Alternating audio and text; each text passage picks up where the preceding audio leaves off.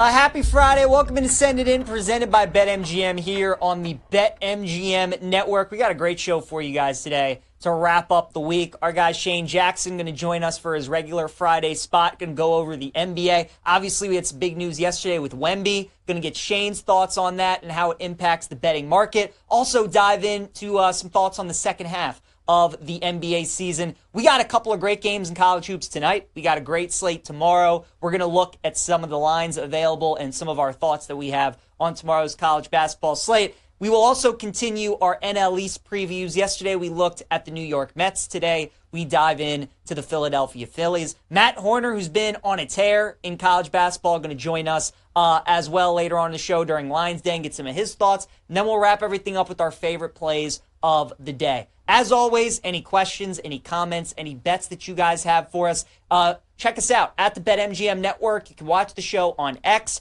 on YouTube, on Twitter as well, on TikTok. You can see some of the videos that we post after the show as well. And if you miss any part of the show over the next 30 minutes, you can check out the Send It In podcast, available wherever you get your podcast. Let's get the show rolling. Glasses in session. On a Friday, we go to the Glasser guest line, check in with Shane Jackson, who joins us. Give Shane a follow on X at SJacksonMGM. He's a web content writer for BetMGM. Shane, great having you back on the show, man. And got some unfortunate news yesterday, obviously, with Victor Wembanyama, which just sucks as, NBA fans and sports fans, that he's going to be shut down the rest of the season. Right now at BetMGM, the Spurs are plus 200 to make it in to the play-in tournament. Shane, do you think there's value there without Wemby? Do you want to get involved still? Do you believe that the Spurs could still make a run in that play-in tournament without one of the rising stars in the NBA?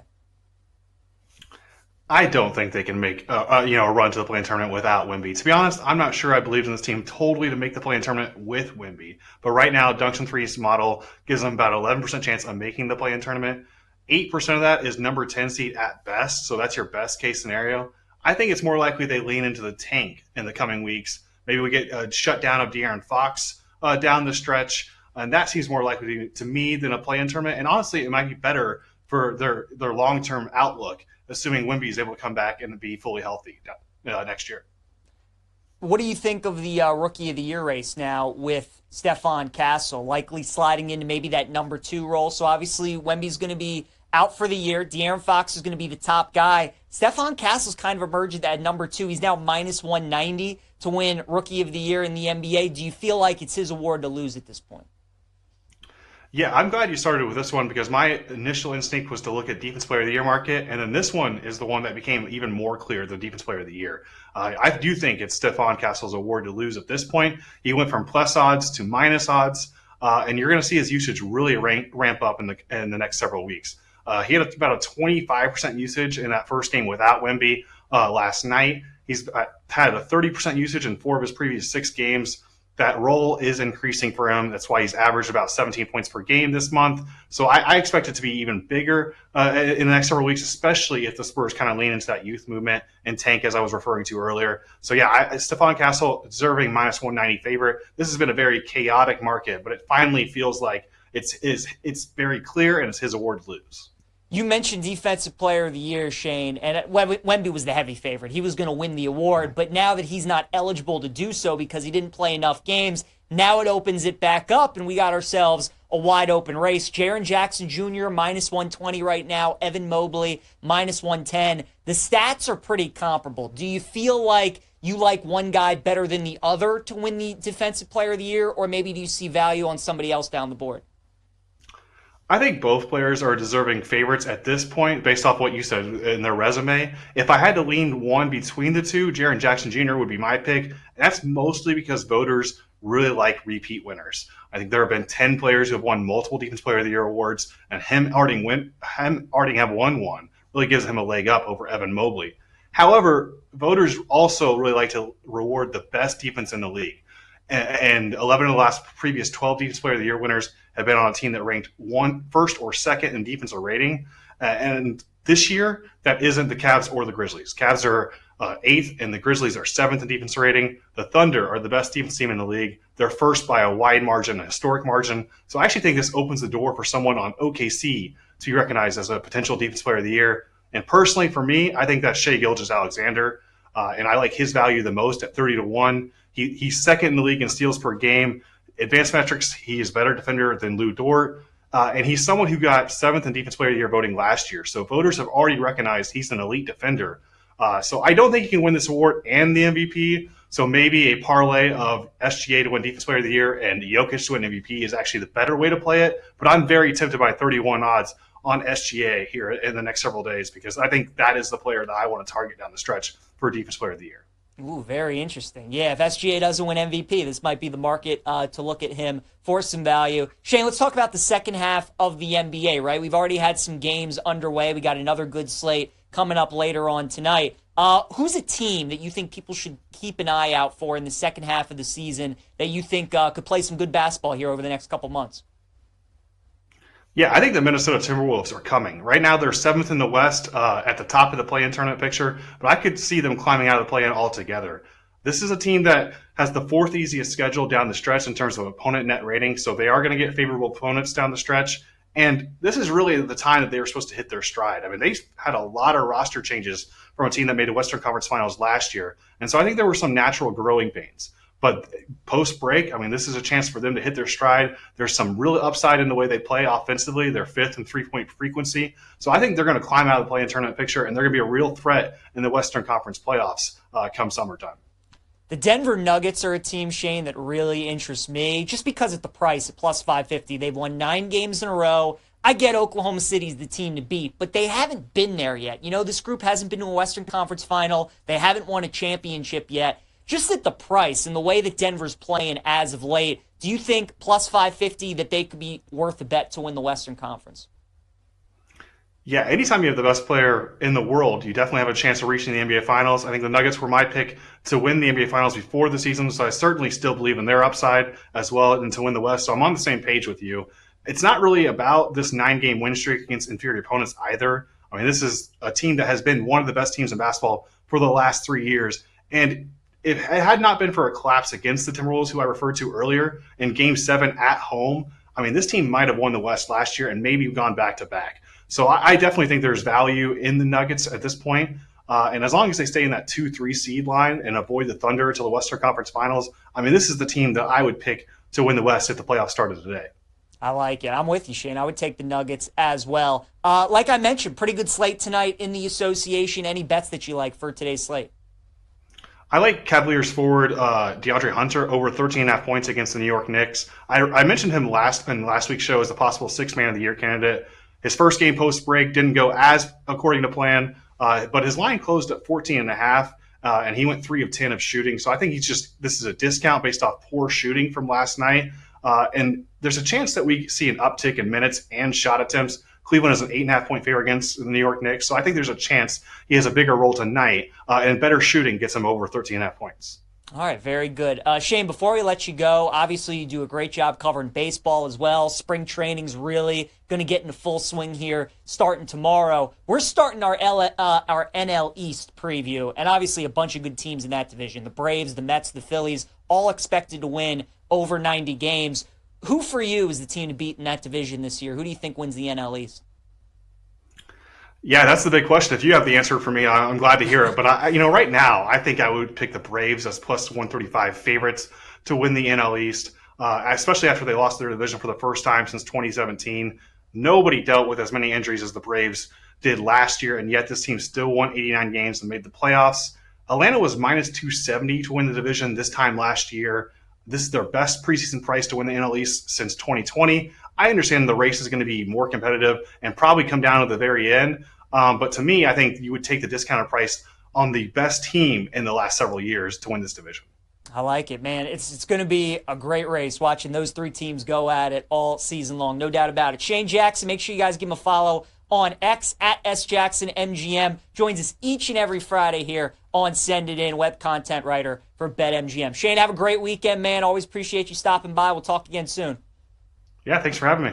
Absolutely. All right, guys, let's keep it rolling here. And again, because of the Victor Wembanyama injury that we had yesterday, have to talk about it and dive in. Once again, the report from Shams is that Wemby has a form of a blood clot in his right shoulder. He's going to be out for the season. The Spurs believe this to be an isolated condition. Obviously, we hope that Wemby is okay. He's still just only 21 years old. The talent is off the charts. He's a ridiculously good player. So hoping that Wemby is going to be okay for the remaining years. But obviously the Spurs, what they have to deal with now for the second half of the season is they're going to be without their best player. And really everything that they do on offense and defense, Wemby is such a big part of it. They made the trade for De'Aaron Fox, which is now really huge that they did that because they have a clear number one that they can lean on. It's somebody who's really been in that role for much of his career there in Sacramento. But they're really going to need Stephon Castle to be that clear number two, or at the very least, like be that number 2 or 3 option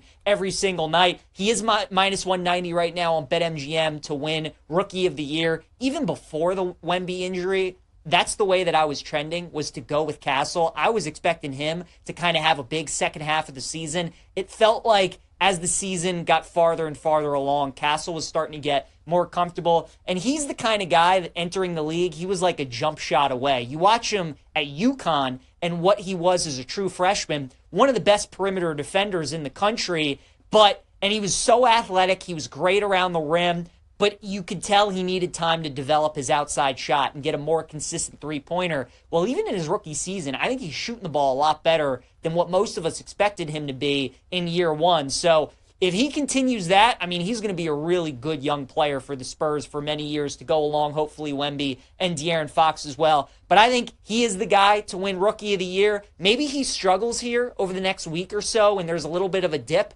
and we get an even better price. But I think there's a reason why here is the clear favorite at minus 190. And for me, he would be the guy to win that award. Obviously, the other award market that was definitely impacted by this Wemby news was Defensive Player of the Year. Wemby was the runaway favorite. He was a huge favorite to begin the season, to begin with, and then pretty much just confirmed everything we thought coming into the year. He was going to win the award. But with the awards market now in the NBA, you have to play a minimum of 65 games. Wemby only played 49, so he is ineligible for the award. And that really now narrows it down to Jaren Jackson Jr. and Evan Mobley as the clear favorites. Now, Shane was bringing up some great points that maybe you target some guys on the Oklahoma City Thunder because they are the best defense in the NBA. You have Lou Dort there at 9-1. SGA is at 30-1. You wouldn't expect him to win MVP or Defensive Player of the Year. But Shane was bringing up a good point. If you like SGA in this market, maybe parlay him and then Jokic to win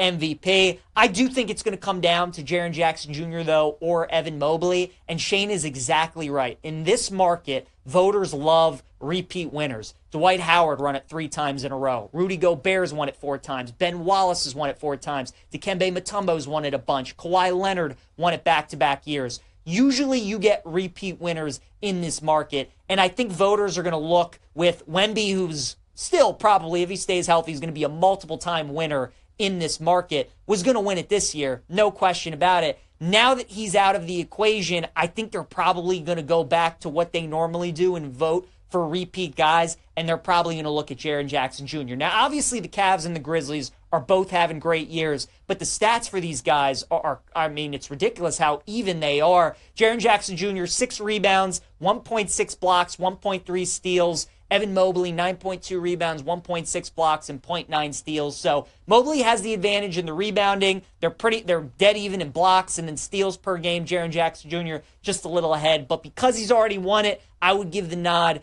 to Triple J. I think he would be a look as well. And then again, the Spurs plus 200 to make the play-in tournament. I would stay away. When Wemby was in there and we got him at plus 650 a couple weeks ago, now that was a good price. But at 2-1 now, don't think the Spurs are worth a bet in that market. All right, let's talk some college hoops, folks. We got a lot of games to dive into. And we got 2 on this Friday, one in the Big East, one in the Big Ten. The first one's going to be number 16 Marquette taking on Villanova. Marquette 1.5-point favorite and a total of 142.5. We were talking about USA and Canada yesterday. Told you guys how much I love overtime in that game, and that hit.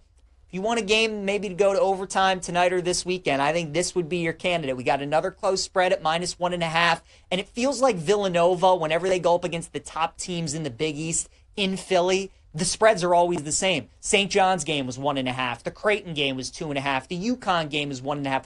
All these games are like the same spread, and the games tend to always be close and come down to the wire, and they tend to be lower scoring for the most part. So I think this is going to be another game that's going to be too close to call. I'm staying away from the side, but if you want a fun little sweat, I think overtime's the way to go in Villanova and Marquette. Then we got a big one out in the Big Ten, the Battle of Michigan. Number 14 Michigan Wolverines against the number 14 Michigan State Spartans against the number 12 Michigan Wolverines. Wolverines are favored by 2.5 in the game with a total of 150.5. To be honest with you guys, I kind of think both these teams are a little bit overrated, but I think Michigan State more so, and they're coming off 2 big wins against Purdue and Illinois, who again, I think I think everybody kind of in the Big Ten's a little overrated except for Wisconsin and Maryland, who I think are playing as well as anybody in that league right now. I just think Michigan being at home, I think they take care of business tonight. The number is going to be key in this game. I'm starting to see some 3.5s pop up on BetMGM.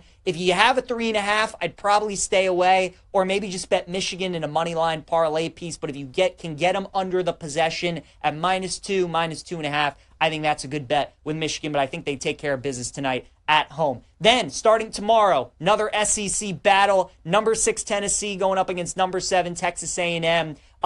I was expecting A&M to be the favorite in this game, but early lines are showing that Tennessee is actually a 2.5-point favorite. That line to me seems way off. I would not be surprised if this game ends up closing as a pick'em. I think A&M should be the favorite in this game. Now, both teams are pretty much the same. Both teams are elite defensively. They're great rebounding teams. And for teams that really do not shoot the ball well, both shoot more three-pointers than they probably should. It's tough to beat A&M, though, in College Station. And Tennessee, when you go on the road, especially in SEC play, you better be able to make shots. They just don't do that enough consistently. So if this is one of those games where Tennessee shoots the lights out, then so be it. Against that A&M defense, though, I am not trusting it. So I will take A&M plus the 2.5 against Tennessee. Then we have Oregon at number 11, Wisconsin. That's going to be a good game tomorrow in Madison. Look, the stock right now and the perception around Wisconsin is sky high. There's no value on the Badgers at this point. They're one of the hottest teams in the country. Their offense is absolutely on fire, and they're going up against an Oregon team that's desperate for a big-time win.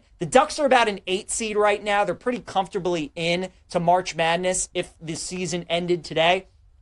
But this was a team that had a 5-game losing streak in conference play not too long ago. They have ripped off 3 straight games. I think Oregon can keep this game close with Wisconsin. Keep in mind, they were up double digits at Michigan State a couple weeks ago. They played Michigan really tough in Ann Arbor as well. They won at Iowa. Now they've been hanging around the Midwest. They get a red-hot Wisconsin team. Everybody's going to be on the Badgers tomorrow. I would look at Oregon plus the points. Top 10 matchup in the Big 12. Number 8 Iowa State against number 5 Houston. I thought this game was going to be like 9.5, 10.5. I'm seeing some 7.5s right now for Houston. That, to me, feels a little low. And in a top 10 matchup, even with that many points, I think a lot of people are going to be taking the underdog. Houston's so tough to beat in general, especially when they're at home. 2 really good defensive teams. I would look at taking Houston minus 7.5 against Iowa State. Then we have number 18 Clemson on the road tomorrow, taking on SMU. This is going to be one of your games where you have an unranked home team in SMU that's probably going to be favored against Clemson. Now, the only thing that would make me a little nervous about SMU is that there are 3 clear-cut teams in the ACC this year that are in their own tier. It's Duke, Clemson, and Louisville. Those have been the 3 best teams in the league all year. SMU's already played the Cardinals and Duke at home this season, and they have gotten blown out in both of those games. So every team is different. Matchups are different. Clemson isn't quite the same as Duke or Louisville. It does make me a little bit nervous, though, that SMU has played those 2 teams at home and has lost by 25 or more in both of those games. With all that being said, if I had to bet the game, don't think I will, I would lean towards SMU tomorrow. Then we got number 17 Kentucky taking on number 4 Alabama. Spread's going to be about 7.5, 8.5. With Kentucky nowadays, probably would be smart to wait until closer to tip-off because they have a lot of injuries right now to their backcourt. Their starting 2 point guards have not played the last 2 games in Lamont Butler and Jackson Robinson. I really like the under tomorrow in Alabama and Kentucky, and I know it's tough to say that you really like an under between both those teams, but I think the spot's great for it. again, because of the injuries that Kentucky has to their backcourt, I think that's good for us. The fact that in their last 2 games, Alabama's been down 9-0 to Auburn and 12-0 to Missouri. They gave up 94 to the Auburn Tigers and 110 to the Missouri Tigers. So Bama's defense has not been good this past week. And I think coming back home, I think Nate Oates has ripped into him the last couple days. I would expect a good defensive performance out of Bama, and 177.5 is a lot of points, you guys. This game could be 88-80, and we're still comfortably under the total. So I'm going under 177.5 in Bama and Kentucky. Then we got Duke taking on Illinois tomorrow at MSG. Duke right now looking like a 10.5 point favorite. Here's what I'll say about the game. The longer that Illinois can keep this closer against Duke, I think you start looking at some Illinois money line against the Blue Devils. Again, Duke's only played 4 games this year that have been decided by 6 points or less, and they've lost 3 of those games. They're not used to people hanging around with them for all 40 minutes. The longer that Illinois can keep this close, the better chance they have of pulling off the upset. So I think they could be worth a live look tomorrow on the money line if they can keep it close with Duke. We have number 15 Missouri taking on Arkansas tomorrow. I would expect Arkansas to be a favorite against Mizzou. That's going to be a really stinky line. Mizzou's coming off that massive win against Bama. I would look at Arkansas tomorrow. St. Mary's taking on Gonzaga. The Zags really haven't beaten anybody good all year. Probably going to be about 6.5, 7.5 point favorites tomorrow against St. Mary's. I think they're a good money line parlay piece tomorrow, looking at the Zags. And then finally on Sunday, we have UConn taking on St. John's at MSG. It's going to be a big game. I think I have made the most money on St. John's this season by just fading them at home in the first half and betting on them on the road in the first half. St. John's is going to be at home on Sunday, so I'll be taking UConn plus the points in the first half against St. John's. All right, real quick, let's talk some baseball as we preview the Philadelphia Phillies, a team that I like quite a bit coming in to this upcoming season. And look, the Phillies, their win total is at 91.5. We were talking about the Mets yesterday. They're at 92.5. I honestly think it's crazy that the Mets are projected to win more games than the Phillies for the upcoming season. I get that they play in the same division. I get that the Mets beat them in the playoffs last year. I understand that Juan Soto, they got him in the offseason as well. I just think the Phillies are built better in the regular season and can withstand more injuries and are more battle-tested over 162 than the New York Mets are. And it starts with their starting pitching. They still got Zach Wheeler. They still got Aaron Nola. Ranger Suarez was really good for much of the season last year. So I think the Phillies' starting pitching is much better. I like their bullpen better as well. And I still like their lineup better. We were talking about the Mets yesterday. A lot of guys had great second halves of the season, and they had a lot of great numbers in the postseason. Does that carry over, though, to this new season? Can they do it again? There are a lot of guys in that Phillies order that have been doing it for a long time. Trey Turner, Bryce Harper, Kyle Schwarber. These guys have been doing it a while. JT Realmuto. So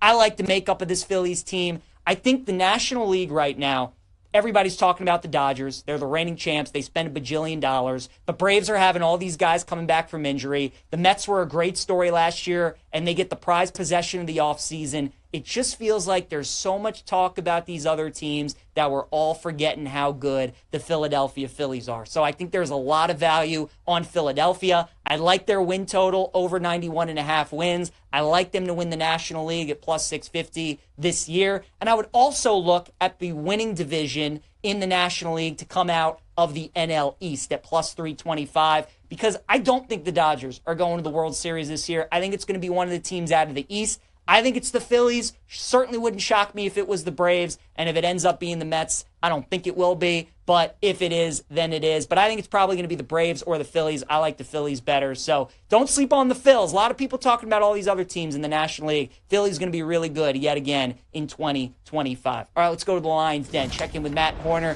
who joins us. Give Matt a follow on X at @sharp_side_ BetMGM network writer. Matt, obviously got a lot of college basketball on Saturday, a couple of games tonight. But first, any games that you like in the NBA tonight? Yeah, so I don't generally bet the NBA, but Lucy does over on site, and I'm tailing her tonight with the Wizards plus 5.5. The Bucks have just been awful at covering spreads in this spot. They're 3-7 ATS in their last 10 games, 17-21-1 as a favorite, and just 11-16 ATS on the road. They've been horrible. They're taking on the Wizards. Obviously, the Wizards are a terrible NBA team. They have 9 wins this season, but they are 6-4 ATS in their last 10 games. And with a spread just 5.5 with a win differential as crazy as this, I mean, 30 wins versus 9, seems really short to me. The lines moved from 7 to 5.5, some really sharp money coming on the Wizards. So I went ahead and tailed Lucy here with the Wizards at plus 5.5 tonight. I like it. Yeah, that game definitely caught my attention too. Wizards only 5.5-point dogs. That definitely is fishy. What about tonight in college basketball, Matt? Anything you like in Marquette, Villanova, Michigan State, or anything else on the board tonight? Yeah, so Marquette Villanova took the under 142.5 in this game. These two teams played each other earlier this year. Marquette came away with an 87-74 win in that game. Very high scoring, 161 points scored in that game.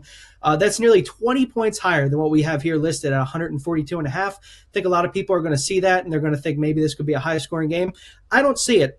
16 games against the Big East this year. Villanova has scored 80-plus in just 2 of them this season, and Marquette is just a notorious under team.